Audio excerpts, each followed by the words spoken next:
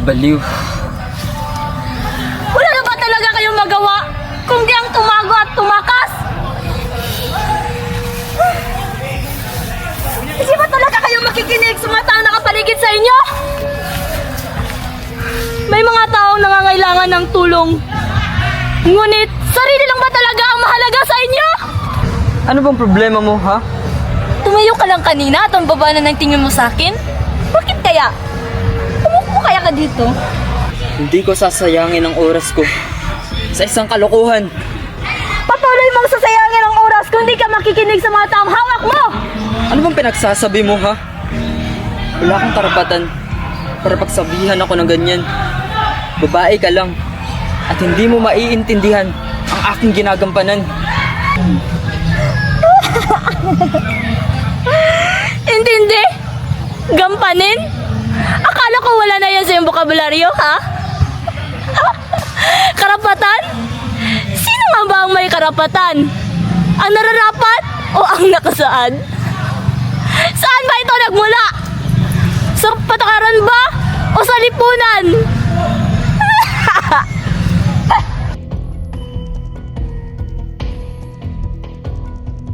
Bakit ka napatahimik? Alam mo, ang lipunan ay naglalaman ng mamamayan at binubuo ng mamamayan ang isang lipunan. Sa kabilang banda, ang karapatan ay para lamang sa mayaman dahil ang yaman ay ang tunay na halaga ng patakaran. Ano naman ang mararanasan ng mga mamamayang kapakanan lamang ang yaman? Ang yaman ay ang pangunahing pangangailangan ng ating bayan. Kung wala ito, mawawalan ng direksyon ang ating sambayanan. Kung ganun, bakit naghihirap pa rin ang ating mga kababayan? Dahil ba ang yaman ay hawak ng may kapangyarihan? O ang kapangyarihan ay hawak ng yaman? Sandali lang! Sandali lang, Diego! Alam ko na mararanasan mo rin ang pahit na nawalan!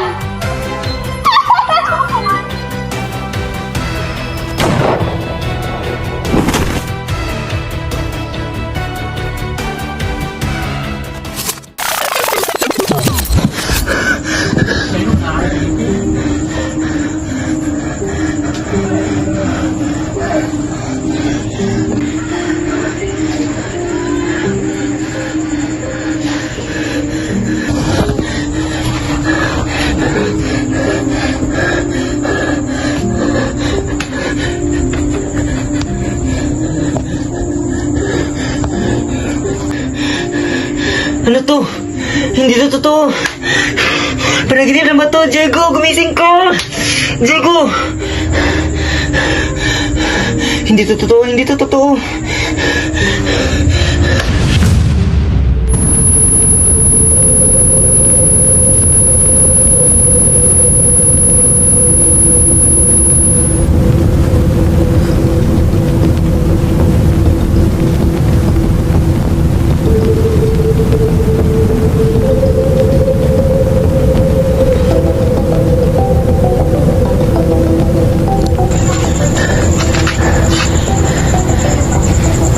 Panaginip na ba to?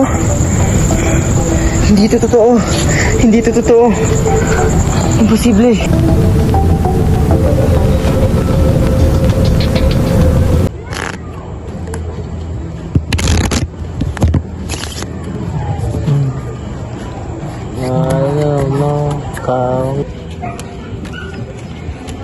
Kuadrit sa mo, pagkawan mo.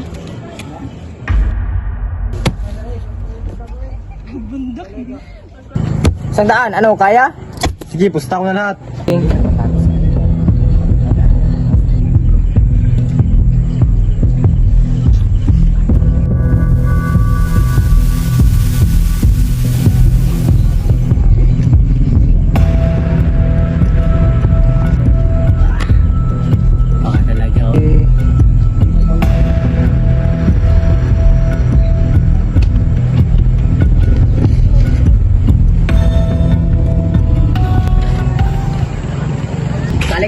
namin oh.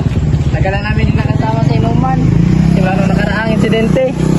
Ano ba yung nilalaro nyo? First lang, pre! Uy, Gary! Nandito ka pala. Kamusta huli mo ngayon? Balita ko, nanghihina na raw yung palaisdaan. Oo nga pre, pero kahit ganun, patuloy pa rin tayo para meron ako pambayad sa pag-aaral ng anak ko. Oh, bakit ka nandito? Ba't ka nagsusugal? Ang pinakamalaking panganib ay hindi pagkuha ng anumang panganib, kaya ito, nakikipagsapalaran, Eh, papaano kung matalo ka? Kaya mo bang bumangon muli? kakayanin. Oo nga pala, Castro. Patungkol sa nagaganap ngayon sa politika. Ate, sa ngalak nga.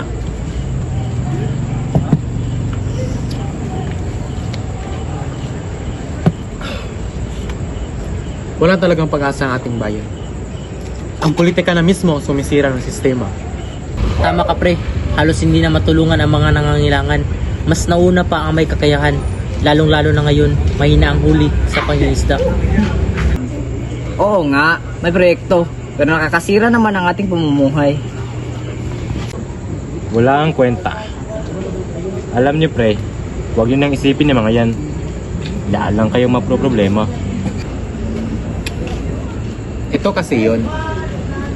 Kung hindi tayo makikialam, walang magbabago. At kung walang magbabago, mas lalong dadami ang maghihirap. Kaya kailangang mamulat tayo sa mga nangyayari sa ating sambayanan.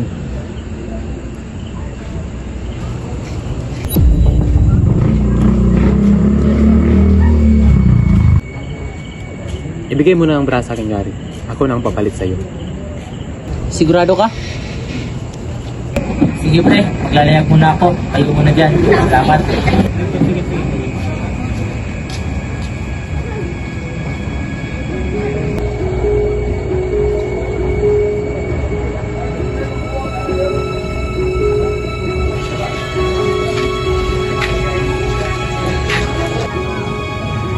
Oy, Felipe! Nandyan ka lang pala. Umuwi ka na at...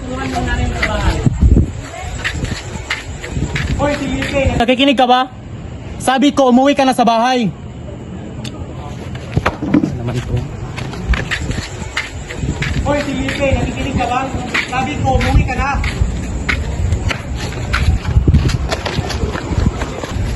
Hoy, Felipe! Sumusobra ka na. Hoy, Felipe! Anong Felipe? Umuwi ka na dito. Huwag mo nga ako hawakan. Sino ka ba? Sabi ko, umuwi ka na. Umupo ka nga dyan.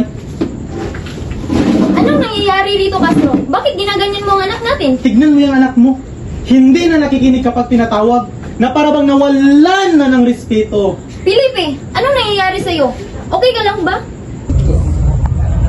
Felipe, ano bang nangyayari sa'yo, anak? Bakit ayaw mo makinig sa tatay mo? Maniwala kayo sa akin. Hindi ako ang anak ninyo. Ako si Diego. Ano na bang nangyari sa anak natin? May sakit ba yan? Wala. Wala tong sakit. Alam mo, anak, ikaw ang maglilibot ng paninda bukas. Ano ba nangyayari sa'yo, Diego? Ba't ka ba natitinda ngayon? Kala ko ba ikaw isang magaling at tanyag na politiko?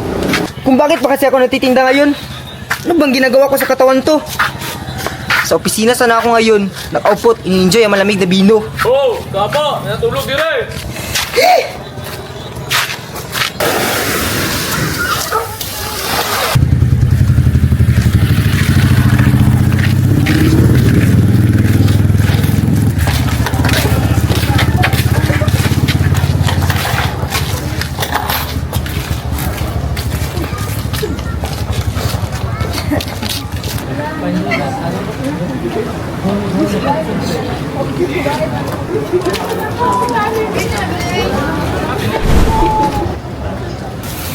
Ay, salamat. Natapos na din ang paninda ko. Oh, ikaw. Yan, yan, ha? Maraming salamat po. Oh, kulay, kulay.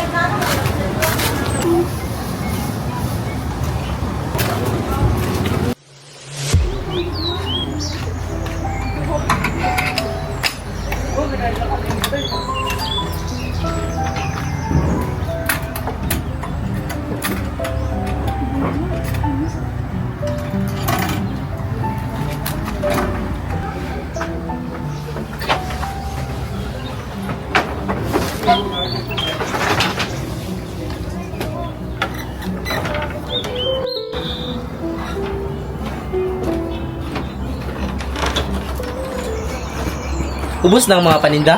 Oo. Salamat sa Diyos at may pambili na tayo ng bigas at kailangan ni Lori sa eskwela.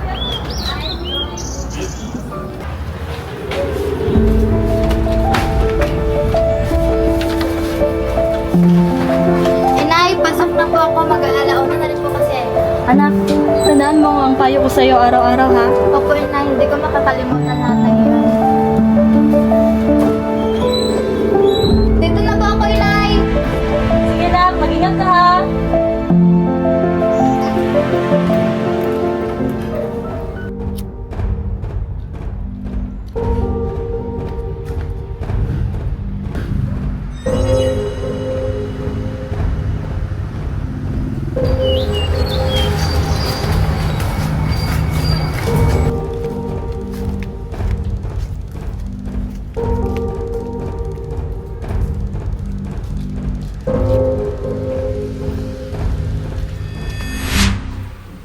Magandang umaga sa ating mga konsehal, sa mga opisyal ng barangay, sa mga panauhin at higit sa lahat sa aking minamahal ng mga kababayan.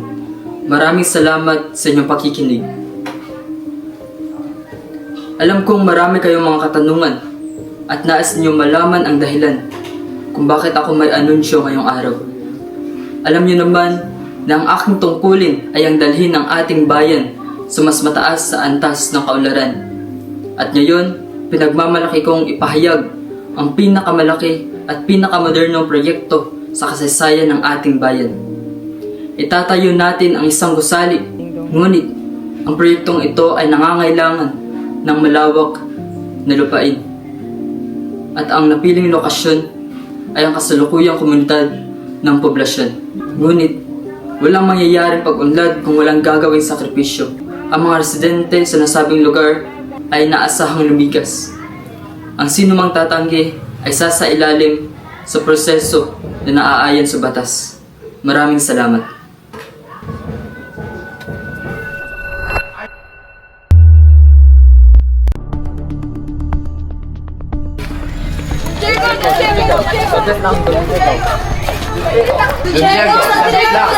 Don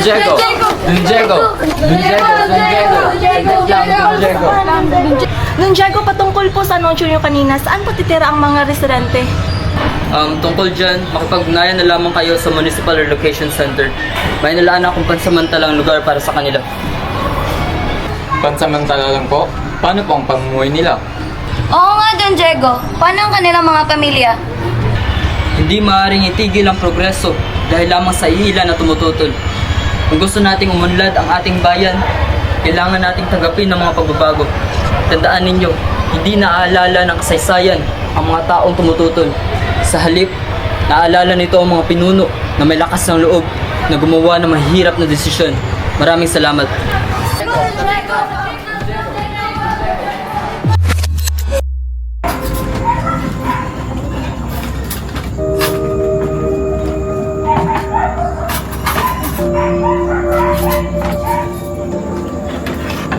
Meron na namang isang babae na rape dito mismo sa ating lugar.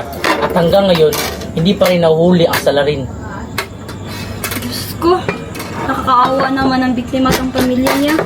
Hindi niya talaga ligtas sa mga kababaihan sa panahon ngayon. Paano na po kami kung pati sarili nating lugar hindi kami ligtas?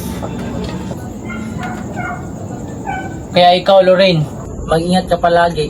Huwag kang umuwi basta-basta mag-isa tuwing gabi. Hindi sa hinihigpitan kita, pero nag-aalala ako para sa kaligtasan mo.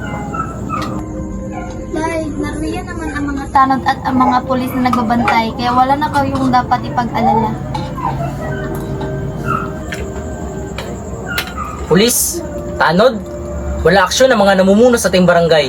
Ang dami ng reklamo, pero ngayon, wala pa ring malinaw na resulta. Wala pa ring napaparusahan. Ay, imbis na unahin ang kapayapaan at seguridad, iba yung inuuna nila.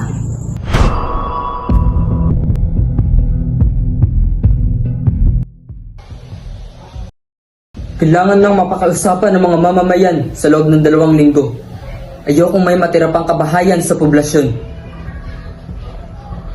Marami pa pong tumututol at ayaw pa rin nilang umalis. Kung ayaw nila makinig sa pakiusap, pakita ninyo ang utos. Kung ayaw pa rin, papayan nyo sila sa mga polis. Pero baka magalit ang media at maki ang issue. Kapag natayo na ang gusali at tumating na ang pondo, makakalimutan din nila ang lahat. Hindi ba tao ang pinag-uusapan natin at hindi mga bagay na basta na natin pwedeng paalisin? Marami sa kanila ang walang matitirhan. Mga bata nag-aaral, mga matatanda wala na ibang mapupuntahan. Hindi na sila pwedeng paalisin ng ganoon na lang. Huwag mo akong turuan kung paano pamalaan ang bayang ito. Alam ko ang ginagawa ko. Alam ninyo ang ginagawa ninyo?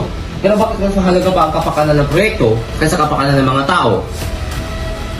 Ang pag-unlad ay may kapalit. Minsan kailangan nating isakripisyo ang kaunti para sa kapakanan ng nakararami. Hindi sakripisyo ang sapilitang pagpapaalis ng mga tao. Yan ay pang-aabuso. Hindi mo kayang sundin ang aking utos. Wala kang lugar sa misyong ito. Kung ang pananatilyo nito ay nangangahulugang kanalikuran kung ang aking konsensya, mas pipiliin kong mawala ng pwesto kaysa mawala ng dangal.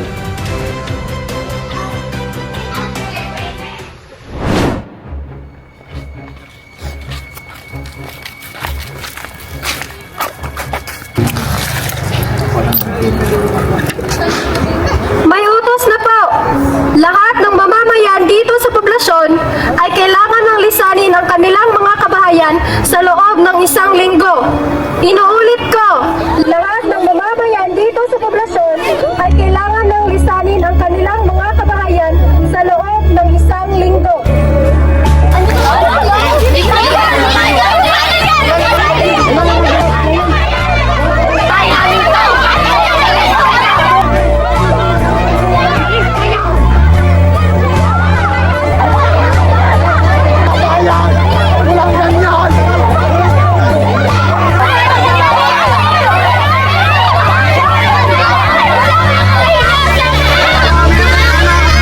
Pasensya na po! Pasensya na!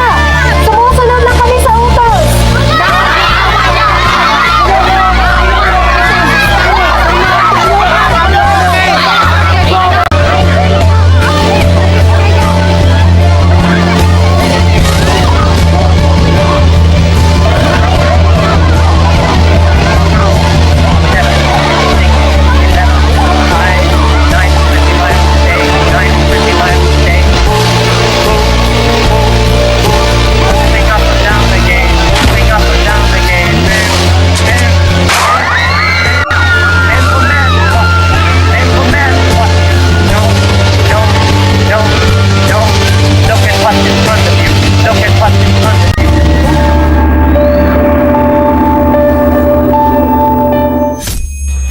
May kailangan akong malaman.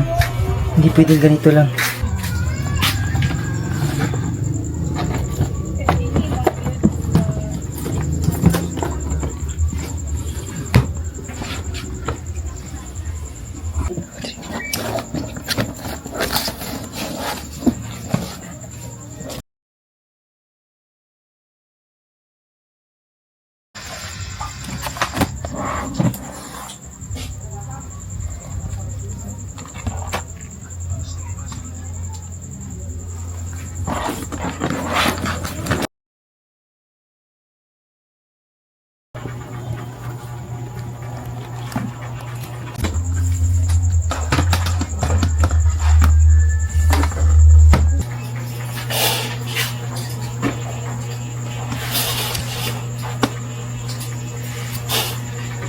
Matagal ko lang tinago ang mga yan. Naging konsyel ako noon. Kala ko, kaya kong baguhin ang sistema. Pero nagkamali ako. Unti-unti akong napalibutan ng mga taong habol lang ay kapangyarihan at pera. Lalo na ang kaalyado ko noon. Noong una, magaganda pa ang plano namin. Pero habang tumatagal, nagbago siya at mas pinili niya ang pera kaysa serbisyo. Sinimulan niyang kunin ang pondo ng bayan. Tinakot ang mga tumututol sa kanya at pinalayas ang mahihirap para sa sarili niyang proyekto. Hindi ko kinaya ang ginagawa nila, kaya umalis ako. Tumanggi akong maging bahagi ng kanilang kasakiman. Akala ko na kapag umalis ako, tigilan na nila kami. Pero nagkamali ako.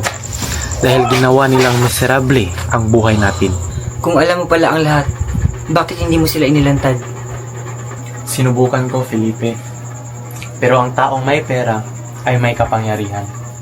At ang taong may kapangyarihan ay may kakayahang patahimikin ang katotohanan.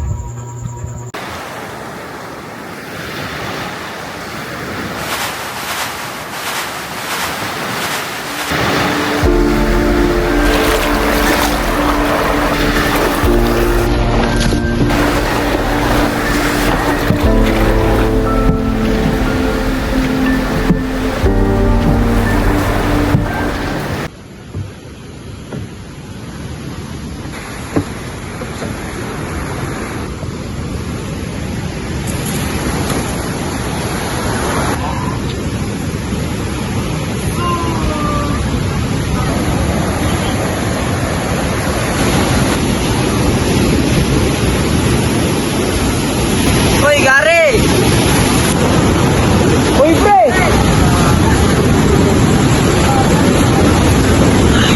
Kumusta ka na pala, pre? Ito pre, okay lang naman. Kamusta uli mo ngayon? Ito pre, nakarami-rami din. Alam mo, pre, ang swerte mo pa rin. Kahit ang lakas ng alon, ang dami pa rin ng huli mo. Bagay pre, para rin sa pamilya ko eh. Saan nga pala punta mo ngayon, pre? Ito pre, pauwi na ako.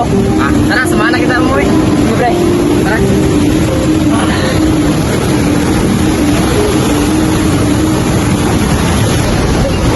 Pasensya nga pala, pre. Ano pasensya? Pasensya talaga, pre.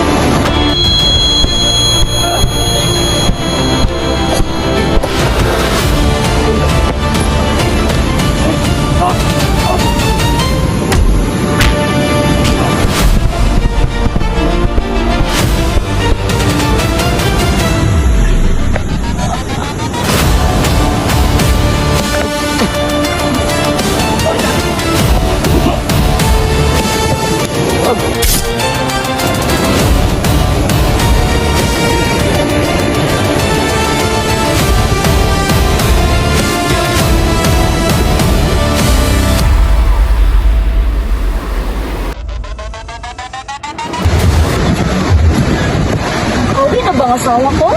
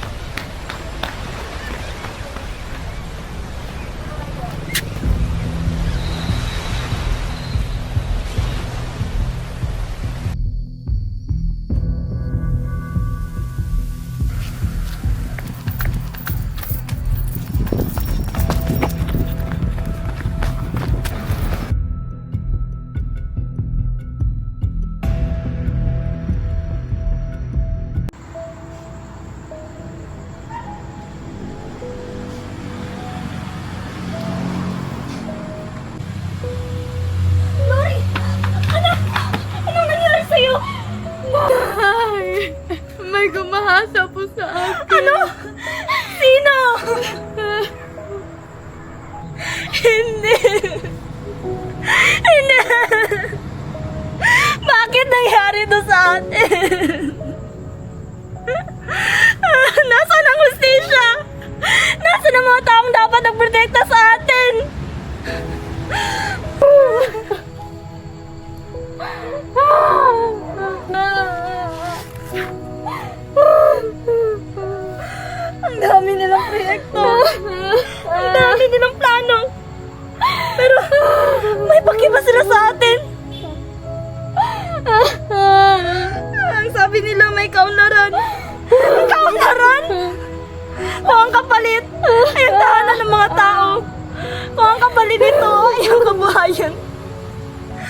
kapalit ito ay buhay.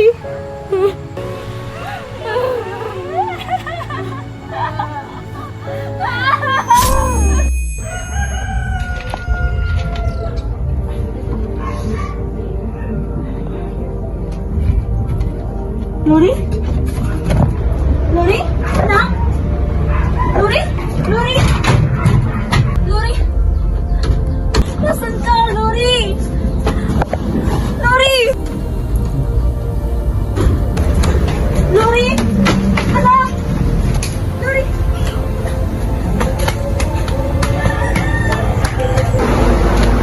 Mari, nakita mo ba ang anak ko? Hindi ko siya nakita ngayong umaga. Baka dumaan siya dito, baka nakita mo siya. Hindi ko po alam. Hindi pwede.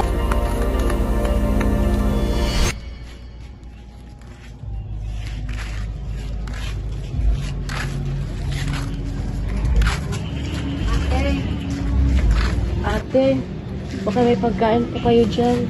Kahit konti lang po. Gutom na po kasi kami. Gutom? Opo. Lahat na lang nagugutom? Lahat na lang nangangailangan? Ha? Ano na ba talaga kayong magawa kundi ang humingi? Ano ba talaga kayong ambag sa lipunan? Ate, nagugutom na po talaga kami. Pabigat! Pabigat lang kayo sa lipunan! Lakad lang kayo ng lakad! Hingi lang ng hingi! Wala na ba talaga kayong ginagawa? Ha? Wala nga kayong pinag-aralan! Hindi naman po namin ginustong hindi makapag-aral. Hindi nyo ginusto? Hindi ko rin to ginusto. Hindi ko ginusto mamatay ang asawa ko. Humingi kami ng tulong. Alam nyo ba kung anong nangyari sa pamilya ko? Patay na ang asawa ko. Patay na si Gary.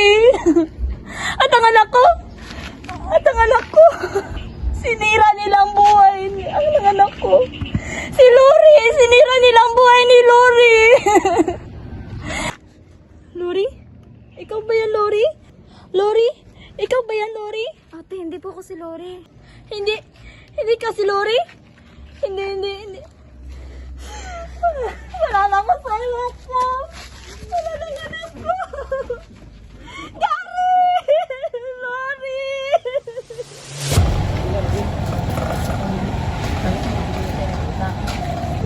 Grabe si ate kanina. Kala ko bibigyan na tayo ng pagkain. Oo nga. Kasi naman, ikaw yung unang lumapit. Akala ko nga ikaw yung anak yung nawawala eh. Loko, kung ako si Lori, edi sana may nanay akong nag-aalaga sa akin ngayon. Pero totoo, gutom na talaga ako. Gutom ka na naman? Palagi ka na ng gutom? Eh anong gusto mo? Kausapin ko yung tiyan ko? Uy, tiyan! Mamaya ka na kumain. Ayan, sumagot. Tumigil nga kayo. Hindi ko naman kasalanan to, no? Siya yung gutom. Hindi ka gutom. Malakas na talaga yung tiyan mo. Oo nga. Hindi talaga nabenta yung paninda ko. Napagalitan talaga ako nito. Pusang gala.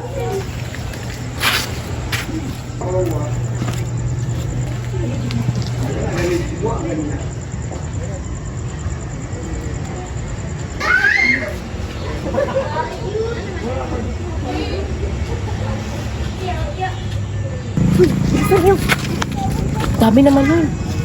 Hindi na tayo bibili. Kuha lang tayo. Baka may discount. Magnanakaw ka na nga. Hingi ka pa ng discount.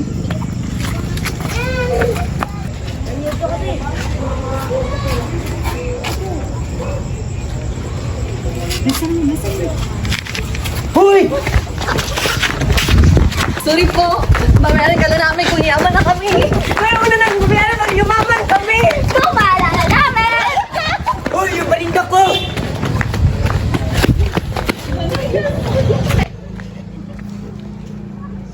Ano? Ano lang kakainin natin bukas? May papalit ka ba sa paninda? Hinayaan mo lang makuha. At bakit mo siya pinapagalitan, Castro? Aksidente lang naman yung nangyari. Aksidente, kinukonsinti mo kasi Ano anak ko eh. kinukonsinti? Kaya hindi Ginagawa mo nakikinig. lang naman ay kakabuti Masyado natin. kang pusong mamon. Kaya nagkakaganyan ang anak mo kasi hindi natututo sa kanyang pagkakamali. Tumimik na nga kayo! Wala na nga tayong pagkain bukas! Nag-aaway pa kayo! Felipe, bumalik ka! Felipe, balik ka rito! Felipe!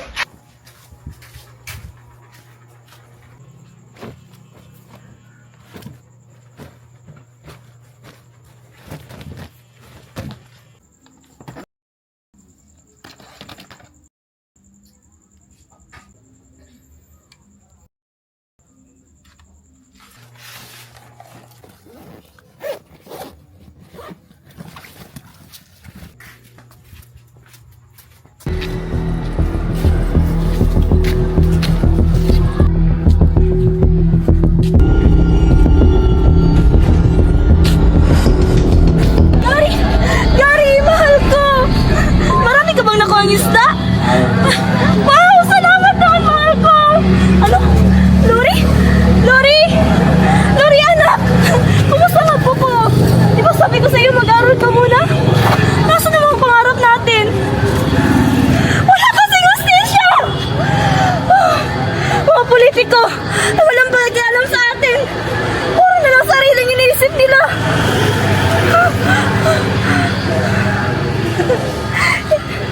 Hindi nila nakikita ang mga tao naghihirap. Hindi ba talaga nila nakikita? O nagbubulag-bulagan lamang sila? May mga pamilyang nawala ng tahanan. Mga tahanan nasisira. Kasakiman ang nabubuhay at ang mga tao ay nag-aaway-away. Sa mundong ito ay walang pagkapantay-pantay at habang buhay hindi ito mababago.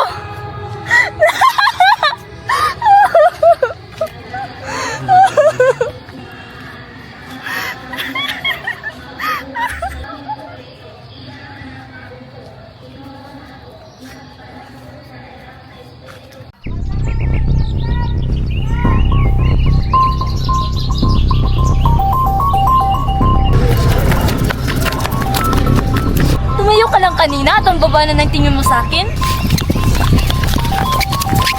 Sige, naghihirap pa rin ang ating mga kababayan. Sandali lang, Jergo. Alam ko na mararanasan mo rin ang pahit na nawalan.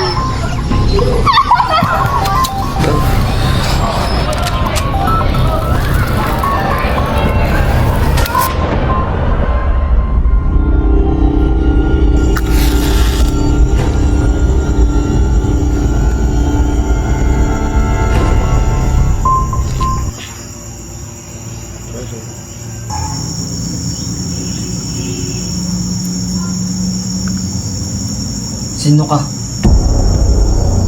Bakit mo ka dinala rito? Hindi kita dinala rito. Kung ganun, bakit ako nandito? Siguro, may mga bagay kang kailangan makita. Makita? Wala akong dapat makita. Dahil alam ko ang ginagawa ko. Ganyan din ako noon. Ano ibig mo sabihin? Akala ko, alam ko ang lahat. Akala ko, kapangyarihan ang pinakamahalaga. At akala ko, pera ang solusyon sa lahat. At akala ko din, ang mga mahirap ang kailangan magsakripisyo para sa pag-unlad. Mali ba ako kung ganyan din ang nasa isip ko? Oo, mali. Mali. Hindi mo alam kung gaano kahirap ang mamuno. At hindi mo rin alam kung gaano kahirap maging isa sa mga taong pinamunuan mo. May mga bata nagugutom, mga pamilya na wala ng tahanan. Hindi ko responsibilidad ang lahat ng nangyayari sa bayan. Hindi mo kailangang akuin ang lahat. Pero, bilang isang pinuno, responsibilidad mong huwag silang pababayaan. Madali lang sabihin yan. Tama ka. Madaling sabihin, pero hindi mo pa nararanasan. Kaya siguro, kailangan ko pang maranasan. Ano? Dati rin ako sakim. Dating mayabang. Dating walang pakialam sa mga naghihirap. At minsan, ikaw ay ako. Anong ibig mong sabihin? Bakit sinasabi mo sa akin ang lahat ng to? Dahil noon, wala nagsabi sa akin. Akala ko sapat na ang kapangyarihan. Pero nagkamali ako. Ang tunay na kapangyarihan ay ang kakayahang tumulong, ang kakayahang makinig, at higit sa lahat, ang kakayahang magbago. Kung totoo ang sinasabi mo, kung minsan, ikaw rin ay ako. Bakit ka nagbago? Dahil minsan, kailangan mo nang mawala ang lahat para makita mo kung ano talaga ang mahalaga. Hanggat kaya mo pang makinig, kaya mo pang magbago. Pero, kapag hinayaan mo mamatay, madilim ang lahat.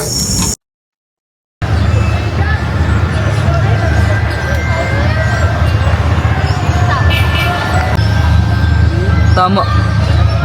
Hindi ko na maibabalik ang nakaraan. Ngunit kaya kong baguhin ang susunod.